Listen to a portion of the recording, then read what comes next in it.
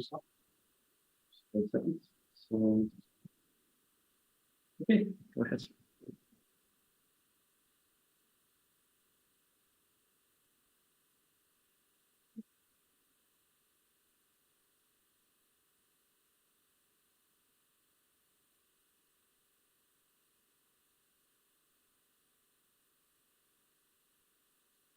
So hello, everyone, and welcome to our broadcast. So we'll show how to use active learning for building your data.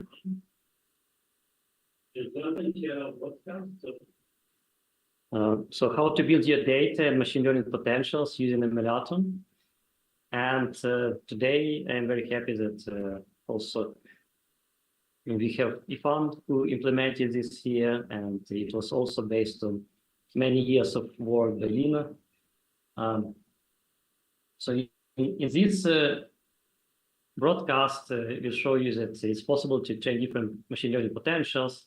And if you already use MLatom, you know that it has many different potentials supported, like crack model or ANI model, FizzNet and Maze. And it's all good, and you can use these potentials for different simulations once you train them, like for geometry optimizations or running very low molecular dynamics, which is the usual application of machine learning potentials.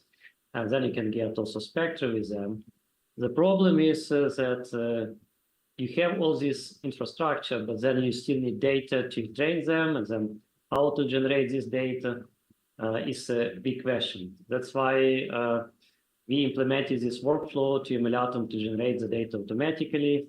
And this is done with active learning, which Ifan will explain you how we do it.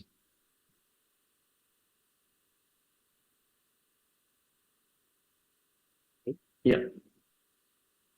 So now we see a screen. Yeah. So the machine learning potentials can greatly accelerate quantum chemical simulations. Once the models are trained, you can get energies and energy gradients much faster than using the reference methods. But how to get a good training set is always a problem, because there are many sampling methods, and we should know how many points to sample. And in principle, the more training points you have, the better the machine learning potential. But then you need more quantum chemical simulation to label them. And now there are many active learning schemes available. So most of them are using molecular dynamics to sample the potential energy surface, and they use many uncertainty indicators like geometric criteria, Bayesian formulas, and occur by committee. And we proposed a physics-informed active learning scheme, which starts from initial data, and then train machine learning potential from simulations, and we see if there are enough points sampled. If we still have many points sampled, and we go to label these points and train the machine learning potential again. If we do not have enough points to sample, then we think this active learning is converged. Yeah, so this scheme is actually pretty standard in any active learning. So there is not much innovation in terms of how we do the loop of active learning. But what we've done, we optimized everything in terms of automatic selection and using physics-informed way to sample the data, which Ifan will explain. Okay.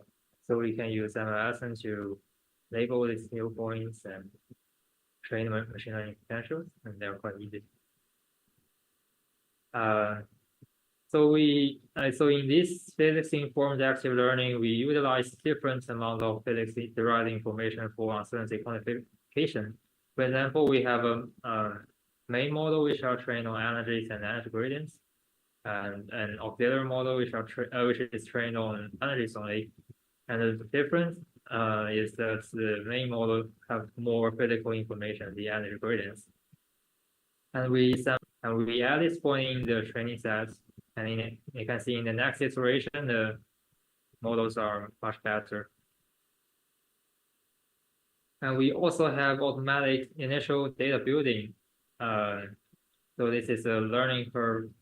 We keep adding training points, and you can see that we get diminishing returns. So if we add more and more points, the increase in accuracy is becoming smaller and smaller. So we stop at some point. We have automatic uncertainty quantification. We think that the uncertainty follows the Gaussian distribution. And we set a threshold here to make sure that during simulations, there are less than 10% points are uncertain.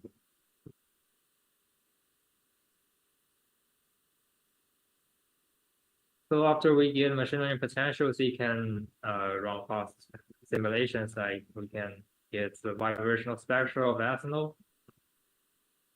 And we also get remarkable low errors. We can search for conformers very fast. And in this XACS learning, we can find all the 8 conformers of glycine. And here is a time results reaction mechanism. We can see how the bonds are formed and how reactions happen. Here I show the Dral cell reaction between ethylene and butadiene. There was another cool unpublished stuff, and you can follow updates on our channels. The use of the active learning scheme is very easy. You can define the sampler